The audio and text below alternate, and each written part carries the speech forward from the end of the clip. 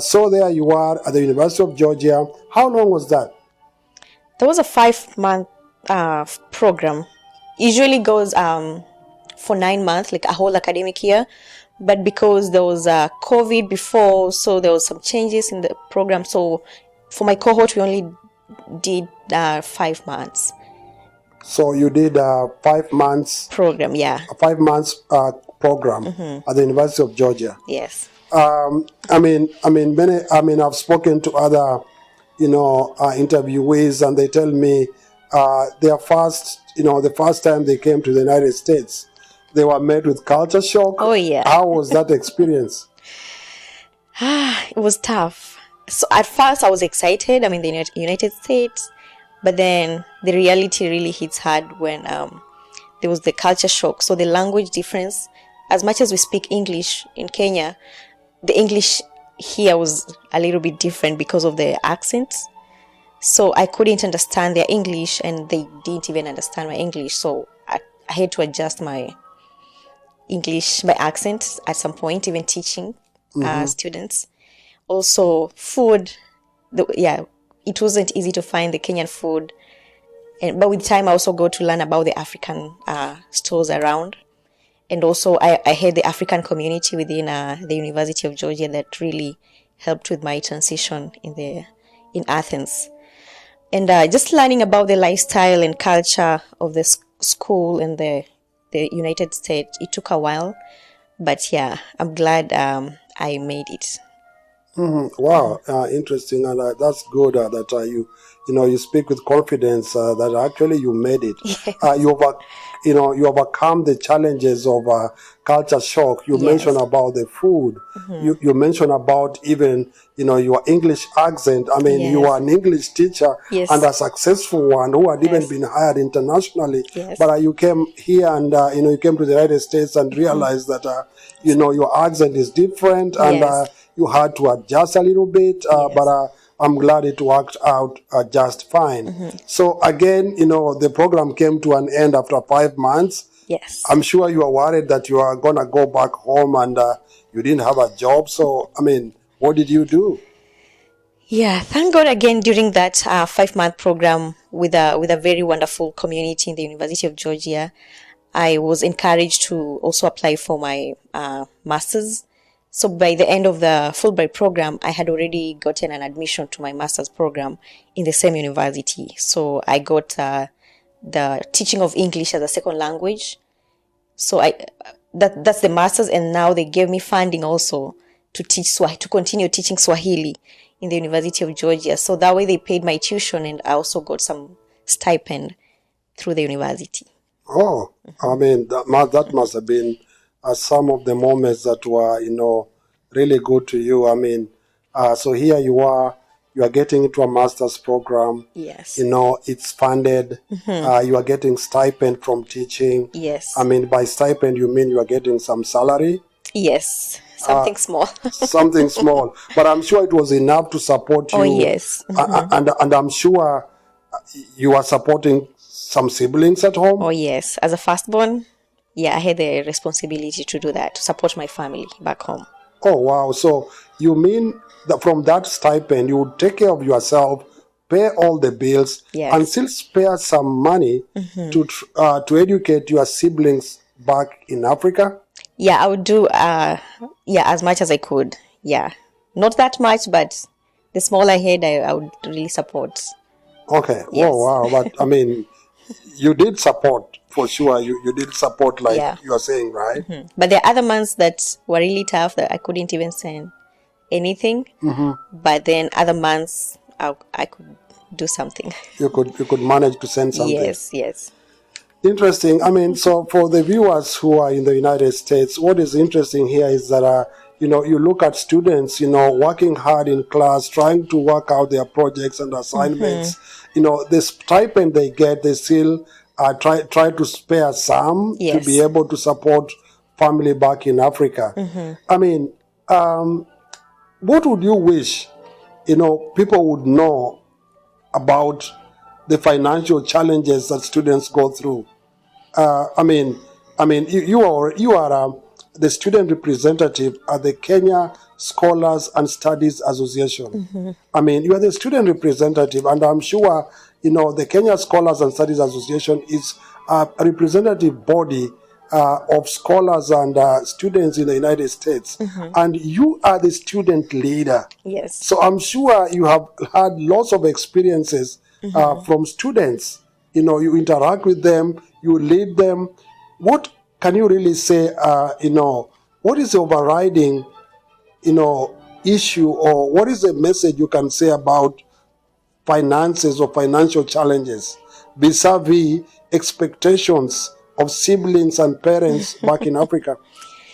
Yeah, well, so the finances this financial situation is really tough, especially from a student experience, and the stipend might seem much from back in Africa, but then when you're here, the living cost alone is just too much, and this stipend is not enough. But as students, we try to manage and live within the limits, just to be able to sustain ourselves and also to support our families back home. And with that, through also my interaction with students, I've learned that in addition to the stipends we get through the universities, there are also more opportunities for scholarship and fundings that students can also keep applying. For example, when I had my funding through the university, I also applied for the PEO Women's Scholarship, and I got it in addition to the stipend that I was getting through the university.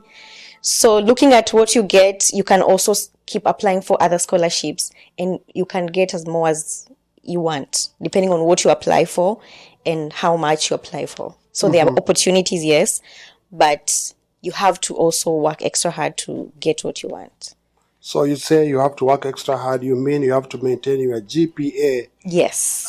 To be high to continue enjoying the funding. Yes, you have to perform. You also mentioned the PEO scholarship. Yeah, PEO scholarship. PEO scholarship. Yes, so it supports international women in education.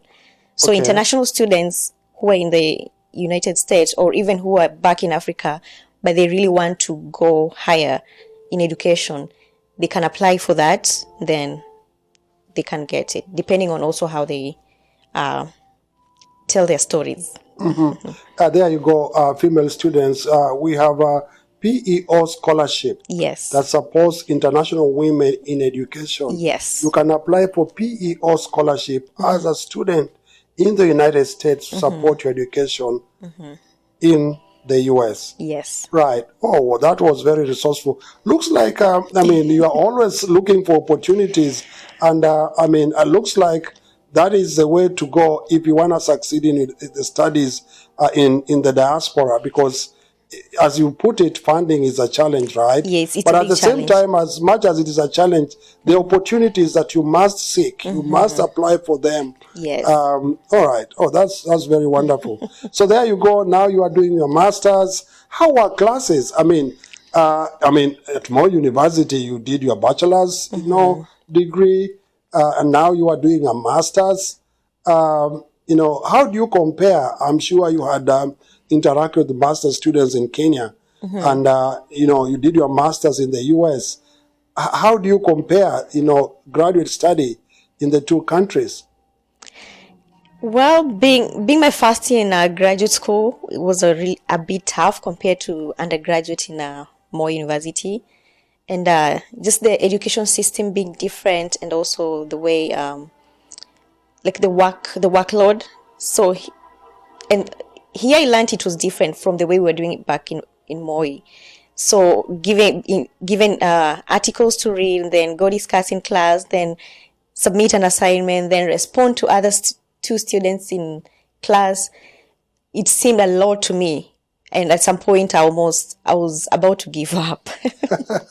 But yeah, because it was too much compared to what I was doing. But then, because I knew what I really wanted, I wanted to go further than masters and get a better job or maybe get opportunities. So I kept on working hard and also pushing myself. And also, I had mentors, I had friends who really supported me, and through that I was able to adjust to the education system here, but it wasn't easy. Wow. Yes. So you say there's a lot of classroom participation. Yes. There's a lot of continuous assessment. Yes. There's a lot of presentations. Yes. There are lots of projects. Wow. I mean, it must have been tough, but you seem to have been tougher because you did graduate in 2023. Yes, in May. You graduated with a master's Yes. in In teaching of English as a second language. So Elizabeth graduated with a master's in teaching of English as a second language. Yes. From the University of Georgia. Yeah. University of the Georgia, I know viewers, is one of the most highly ranked universities in the United States. But University of Georgia is also known for something else. It's also known for football, right? Yes. I mean, to Africans, football is soccer. But Oh, yes. yeah, so you mean football, American football? The American football. Yeah, that was also another culture shock to me, because when they talked about football, I thought it was the soccer, the one they play with their feet. But then learning that American football doesn't even involve feet, it involves hands. But yeah, that's a big sport in the University of Georgia. And So you mean American football involves more of the hands, running with the ball, Yes. and less, using your foot. So I mean, it's not soccer for sure. it's not soccer. Oh, That was okay. different. Oh wow! And I mean, I'm sure they have won a national championships, if I remember recently. Yes. Oh, okay. We can find out later. I mean, Yeah. it must have been either in 2022. I'm sure they were the national champions, I believe, but we can always fact check that to find out. Did you like American football, or at least watching it? At first, it was tough because I didn't understand anything, but with time, I got to just enjoy and have fun with other friends, and yeah, I enjoy it now. Okay, but now, But yeah, it's still okay, it's still something, it's different, yeah, right? it's still different. Okay, but talking of, football and soccer, so other than studying, did you engage in sport, I mean, or other activities? I know you are the president of the African Graduate Students Yes. Association Yes, at the yes, University of Georgia. Yes. I mean, the president, right? Yes. Oh, so, I mean, and it was by elections? Yes, through elections. So within that 1 year, you managed to ascend to the presidency of the association? Yeah, so I was involved with the community that really welcomed me in the University of Georgia was the African Graduate Student Forum. So through that, I also felt the need to give back and also to get involved in the community. And at first, I was a secretary, and through that, the next year, when I wanted to be the president, I also got the opportunity to lead the group. And it was a really good experience for me to just lead African graduate students in the University of Georgia, just to promote the African culture, academics, and engagement in the University of Georgia. That was a very good experience to me. Oh, wow. Yes. So you mean, what I'm getting from me is that for African students who want to come to the United States, it is easier to adjust, to adapt, and to minimize the effects of culture shock if you engage with the African communities Yes, you at need the that. schools you want to join. Yes, you need that. Oh, okay, good. And so there you go, you studied and you said you graduated. That is in May 2023. Yes. And then what next? I mean, you said earlier you wanted to go higher and higher. So what happened? Yeah, so again, after school as an international student in the United States, it's also another tough period if you don't plan ahead. So I already knew I wanted to get a job right after school, so I started applying for job opportunities within the United States, and lucky enough I got a job in Massachusetts in an emergency academy